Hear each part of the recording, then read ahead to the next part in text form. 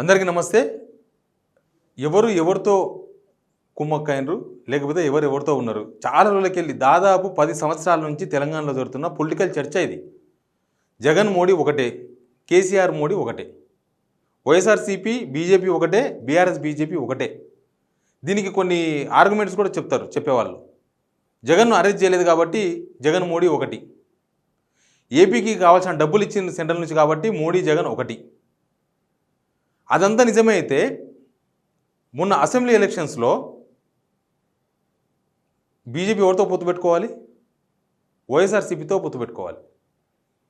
వాళ్ళు కూటమితో ఎందుకు పొత్తు పెట్టుకున్నారు? కూటమి అంటే జనసేన, టీడీపీ. చంద్రబాబు నాయుడు గారితో ఎందుకు పొత్తు పెట్టుకున్నారు?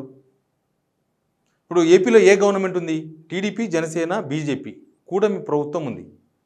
ఇప్పుడు ఎన్డీఏలో జగన్ ఉన్నారా ఎప్పుడైనా? కానీ ఎన్డీఏలో చంద్రబాబు నాయుడు ఉన్నారు ఇప్పుడు. అట్లాంటప్పుడు జగన్ మోడీ ఒకటి ఎట్లా అని చెప్పగలరు? ఇద్దరు ఒకటే అని చెప్పడానికి మన దగ్గర ఉన్న ఆధారం ఏంది? ఇక్కడికి వద్దాం. తెలంగాణకు వస్తే కేసీఆర్ మోడీ ఒకటే, వీళ్ళిద్దరు ఒకటి. వీళ్ళిద్దరు ఒకటే అన్నప్పుడు పార్లమెంటులో కొన్ని బిల్లులకు బీఆర్ఎస్ ఎంపీలు మద్దతు ఇచ్చిండ్రు కాబట్టి, లేకపోతే ఇంకేదో కలిసి కనిపించిండ్రు కాబట్టి, లేకపోతే ఇక్కడ ఏదో కేసీఆర్ని అరెస్ట్ చేయలేదు కాబట్టి, ఇంకేదో జరగలేదు కాబట్టి, ఇంకేదో ఎవరో కోరుకున్నది జరగలేదు కాబట్టి వీళ్ళిద్దరు ఒకటి అనేది కొన్ని ఆర్గ్యుమెంట్స్ కూడా చెప్తూ ఉంటారు. ఒకవేళ అదే నిజమైతే కవిత అరెస్ట్ అయ్యేదా అనేది బీఆర్ఎస్ నుంచి వస్తున్న ఆర్గ్యుమెంట్. కవితను ఎలక్షన్స్ కోసమే అరెస్ట్ చేసిన అనేది కాంగ్రెస్ వాళ్ళు చేస్తున్న ఇంకొక ఆర్గ్యుమెంట్. కవితను అరెస్ట్ చేస్తేనే బీజేపీ సీట్లు వస్తాయి కాబట్టి కవితను అరెస్ట్ చేయడం కూడా ఒక డ్రామా అని. ఎవరైనా ఎలక్షన్స్ కోసమో లేకపోతే రాజకీయాల కోసమో ఒక బిడ్డ జైలుకోవాలని ఏ తండ్రి అయినా కోరుకుంటారా? ఏ తండ్రి అయినా ఎంత కఠినాత్ముడైనా సరే బిడ్డ జైలుకోవాలని కోరుకుంటారా? ఒక ఆర్గ్యుమెంట్. ప్లస్ అసెంబ్లీ ఎలక్షన్స్లో బీజేపీ బీఆర్ఎస్ పొత్తు పెట్టుకుందా? పెట్టుకోలేదు. సేమ్ టైం కేసీఆర్ మోడీకి మధ్య జరిగిన ఒక సీక్రెట్ చర్చను కూడా మోడీ బయటపెట్టిండు. కేటీఆర్ను ముఖ్యమంత్రి చేయాలని మీ ఆశీర్వాదం కావాలని మోడీ దగ్గర కేసీఆర్ చెప్పినట్లుగా మోడీ ఒక రహస్యం చెప్తున్నానని చెప్పిండ్రు. ఒకవేళ మోడీ కేసీఆర్ ఒకటైతే ఆ రహస్యం బయటికి చెప్పేవారా? అసెంబ్లీ ఎలక్షన్స్ ముందు ఇది చెప్పింది. అసెంబ్లీ ఎలక్షన్స్ ముందు, అంతకుముందు ఎలక్షన్స్కి ముందు రుణమాఫీ చేసేందుకు అప్పుడున్న ప్రభుత్వం నానా తంటాలు పడుతుంటే సెంట్రల్ నుంచి రావాల్సిన డబ్బులు రాలేదు. ఎందుకు? ఒకవేళ బీఆర్ఎస్ గెలవాలని బీజేపీకి ఉంటే, బీజేపీ గెలవాలని బీఆర్ఎస్కి ఉంటే ఆ డబ్బులు వచ్చేది కదా. ఇప్పుడు మోడీ అప్పుడు ఆ సీక్రెట్ అని చెప్పిన ఆ రహస్యం ఏదో కేసీఆర్ ఇట్లా నాతో చెప్పిన రహస్యం ఎవరికి పాజిటివ్ అయింది? కాంగ్రెస్కు ప్లస్ అయింది. అది అసెంబ్లీ ఎలక్షన్స్లో మోడీ చెప్పిన రహస్యము కాంగ్రెస్కు ప్లస్ అయింది. ఒకవేళ మోడీ కేసీఆర్ ఒకటైతే కేసీఆర్కి లబ్ధి చేకూర్చే పని మోడీ చేస్తాడు తప్ప కేసీఆర్ నష్టపోయే ఆర్గ్యుమెంట్లో లేకపోతే సీక్రెట్సో ఏదో మోడీ బయట పెట్టరు కదా. అట్లాంటప్పుడు బీజేపీ బీఆర్ఎస్ ఒకటి ఎట్లా అవుతుంది? బీజేపీ బీఆర్ఎస్ ఒకటని చెప్పినకే లోక్సభ ఎలక్షన్స్లో బీఆర్ఎస్ క్యాడర్ అంతా కూడా బీజేపీ అభ్యర్థులకు ఓటు వేసిండ్రు, సపోర్ట్ చేసిండ్రు కాబట్టి రెండు ఒకటే అని ఒక ఆర్గ్యుమెంట్ చెప్తున్నారు. ఒకవేళ అదే నిజమైతే, ఒకవేళ వాళ్ళు చెప్పినదే నిజమైతే ఆర్గ్యుమెంటు, బీజేపీకి 8 సీట్లు కాదు ఎక్కువ సీట్లు వస్తాయి ఇంకా. ఎందుకంటే బీఆర్ఎస్ ఓట్ పర్సెంటేజ్ తగ్గింది కదా, 39% నుంచి 16-17% పడిపోయింది కదా. అందుకని ఈ ఓట్ బ్యాంక్ అంతా అటు కన్వర్ట్ అయిపోయింది కదా. అప్పుడు బీజేపీ బీఆర్ఎస్ ఒకటి ఎందుకు కాదని ఒక ఆర్గ్యుమెంట్. ఒకవేళ బీజేపీ బీఆర్ఎస్ ఓట్ బ్యాంకుతోనే జరిగితే కాంగ్రెస్ నుంచి ఓట్ బ్యాంక్ కూడా పోయింది. కాంగ్రెస్ ఓట్ బ్యాంక్ బీజీఆర్ఎస్ నుంచి కాంగ్రెస్కు కన్వర్ట్ అయిన vote bank only Muslim vote bank. Muslims అంతా బీఆర్ఎస్ నుంచి పోయి కాంగ్రెస్కి ఓటేసిండ్రు. మళ్ళీ బీజేపీకి ఓట్లేసిన వాళ్ళు ఎవరు? బీజేపీకి అంతగానో పర్సెంటేజ్ ఓటేసి బీఆర్ఎస్ క్యాడర్ ఒకటేనా? అవి సెంట్రల్ ఎలక్షన్ అన్న ఒక ప్రొజెక్షన్ జరగలేదా? అట్లాంటప్పుడు ఈ ఓట్ల డైవర్షన్, ఓట్లు న్యూట్రల్ పీపుల్స్ అంతా ఏ పార్టీకి సంబంధం లేని వాళ్ళే చాలామంది ఉంటారు. ప్రతి పార్టీకి కొంత ఓటు బ్యాంక్ మాత్రమే ఉంటుంది. ఇప్పుడు కాంగ్రెస్కు 17-18 ఓటు పర్సెంటేజ్ అనేది ఫిక్స్డ్ ఓట్ బ్యాంక్. ఏ ఎలక్షన్ జరిగినా అక్కడ ఎవరు అభ్యర్థులు ఉన్నా కాంగ్రెస్ ఏ సిచ్యువేషన్లో ఉన్నా ఓట్ బ్యాంక్ అనేది కాంగ్రెస్కి వస్తుంది. ఈవెన్ బీజేపీ కూడా 6-7% ఓట్ బ్యాంక్ ఎవరున్నా ఎవరు లేకపోయినా ఈ మధ్య పెరిగింది, అసెంబ్లీ ఎలక్షన్స్లో కొంత పెరిగింది. బీఆర్ఎస్ ఓట్ బ్యాంకు మొత్తం 40% 39% అసెంబ్లీ ఎలక్షన్స్ పడ్డదంతా కూడా బీఆర్ఎస్ ఓట్ బ్యాంకేనా? అక్కడ న్యూట్రల్ ఓటర్స్ లేరా? ఇప్పుడు 17% ఏదో పర్సెంటేజ్ వచ్చింది. అది బీఆర్ఎస్ ఓట్ బ్యాంక్, పక్కా ఓట్ బ్యాంకు. మిగతాదంతా న్యూట్రల్ ఓటర్స్ ఎందుకు కాకూడదు? ఒకవేళ అదే జరిగితే బీఆర్ఎస్లో ఒక్క ఎంపీ గెలవలేదు, రైట్? ఒక్క ఎంపీ కూడా గెలవలేదు.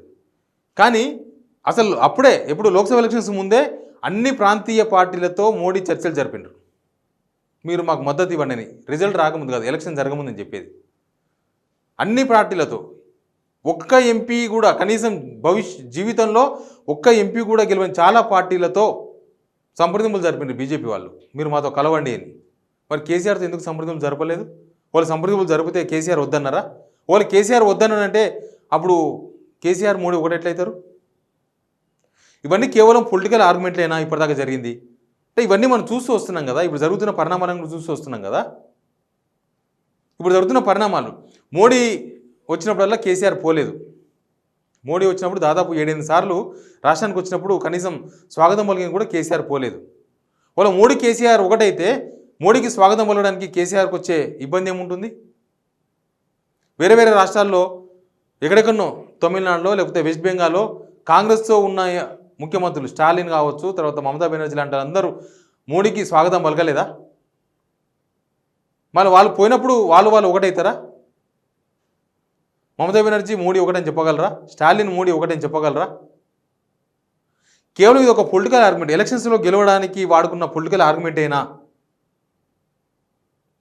ఈ ఆర్గ్యుమెంట్స్ ఇవి జరిగిన పరిణామాలను కూడా అర్థం చేసుకొని అసలు ఇద్దరు ఒకటేనా, జగన్ మోడీ ఒకటేనా అనే విషయం మీద క్లారిటీ రావాల్సి ఉంది. ఒకవేళ మోడీ, కేసీఆర్, జగన్ ముగ్గురు ఒకటి అనుకుందాం, ఎందుకంటే కాంగ్రెస్ నుంచి వచ్చిన ప్రధానమైన అలిగేషన్ అది. ఇప్పుడు ఏం సమాధానం చెప్తుంది కాంగ్రెస్? ఈడీసీపై దాడులు జరగలేదు కాబట్టి కేసీఆర్, మోడీ ఒకటి ఆర్గ్యుమెంట్ కూడా ఒకటి వచ్చింది కాంగ్రెస్ నుంచి. ఈడీసీబీఐ, మల్లారెడ్డి మీద ఈడీ దాడులు జరగలేదా? మొన్న అసెంబ్లీ ఎలక్షన్స్ అప్పుడు అప్పుడున్న మంత్రులు, ఇప్పుడు మాజీ మంత్రులు, వాళ్ళకు సంబంధించిన ఒక డబ్బుల పంపిణీ కేంద్రం పైన మాదాపూర్లో దాడులు జరగలేదా? అక్కడ డబ్బులు కూడా పట్టుకుపోయినని చెప్పారు కదా. మరి ఈ ఆర్గ్యుమెంట్స్ అన్ని చూసిన తర్వాత వీళ్ళందరూ ఒకటని చెప్పడానికి ఇంకా బలమైన ఆర్గ్యుమెంట్ ఏముంది చెప్పే వాళ్ళకి? ఇప్పుడు మోడీ ప్రమాణ స్వీకారం కేసీఆర్ పిలిచింది కాబట్టి బహుశా అది కూడా వీళ్ళిద్దరు ఒకటని చెప్పే ప్రయత్నం ఒకటి నడుస్తుంది. కానీ బీఆర్ఎస్ నుంచి చూసిన ఆర్గ్యుమెంట్ ఏంటంటే, బీఆర్ఎస్ను ఇరుకాటం పెట్టేందుకు, ఇబ్బంది పెట్టేందుకు బీజేపీ చేసిన ఎత్తుగడ అని అంటున్నారు వాళ్ళు. నిజంగా ఎత్తుగడ ఎందుకు ఆగకూడదు? ఆ ఎత్తుగడ ఎందుకు ఆగకూడదు? బీజేపీ బీఆర్ఎస్ను టార్గెట్ చేసినట్టుగా కనబడతలేదా మనకు? బీజేపీ వైసీపీని టార్గెట్ చేసినట్టుగా కనబడతలేదా ఎలక్షన్స్లో? మళ్ళీ ఎలక్షన్స్ ముందు వీళ్ళందరూ ఒకటైతే ఎలక్షన్స్లో అక్కడ వైసీపీని కానీ ఇటు కేసీఆర్ని కానీ ఎందుకు టార్గెట్ చేస్తారు మోడీ? ఎందుకు ఎలక్షన్స్లో నష్టపోయే విధంగా లోపల ఎక్కడో మాట్లాడిన సీక్రెట్ బయట పెడతారు? ఎందుకు అక్కడ టీడీపీతో పొత్తు పెట్టుకుంటారు మోడీ? ఇవన్నీ ఆర్గ్యుమెంట్లే, నేను చెప్పేది మొత్తం ఆర్గ్యుమెంట్లే. ఒక అలగేషన్ బీఆర్ఎస్ పైన వైఎస్ఆర్సీపీ మీద ఉంది కదా రాజకీయాలలో ఆర్గ్యుమెంట్స్ ఎందుకు చేస్తారంటే ఓట్ల కోసం చేస్తారు ఎవరైనా సరే. దానిలో నిజం ఇసుమంత ఉంటుంది, విషయం ఇసుమంతనే ఉంటుంది, మిగతా అంతా కూడా ఆరోపణనే. రాజకీయాల్లో ఆరోపణలు చేయడం ఈజీ, ఎవరి మీద ఆరోపణ చేసుకోవచ్చు, దాని మీద కేసులు ఏమి ఉండవు. ఒక పొలిటీషియన్ పైన ఎవరైనా ఆర్గ్యుమెంట్ చేసుకోవచ్చు, జర్నలిస్ట్ ఆర్గ్యుమెంట్ చేయొచ్చు, పొలిటీషియన్ ఉన్నప్పుడు అలిగేషన్ చేయొచ్చు, తప్పేం లేదు. ఎందుకంటే జనాలను చైతన్యపరచడానికి చేస్తారు జర్నలిస్ట్. రాజకీయ పార్టీలు ఓట్ల కోసం చేస్తాయి, వాళ్ళు దొంగ అని చెప్తారు. ఎందుకంటే వాళ్ళు దొంగ అన్నప్పుడు కనీసం మాకు 4 ఓట్లు వస్తాయేమో, మేము మంచి వాళ్ళని చెప్పుకునే ప్రయత్నం. కాబట్టి ఇక్కడ మోడీ ఎవరితో కలిసి ఉన్నారు అనే విషయంలో నేను మీకే వదిలేస్తున్నా. మీరు చెప్పొచ్చు మోడీ ఎవరెవరు ఒకటి, మోడీ ఎవరెవరు దోస్తులు, మోడీతో ఫ్రెండ్షిప్లో ఉన్నది ఎవరు, బీజేపీతో కలిసి ఉన్నది ఎవరు, ఇన్ని రోజులు చేసిన ఆర్గ్యుమెంట్కు మీరు సమాధానం చెప్పొచ్చు. Please subscribe signal TV.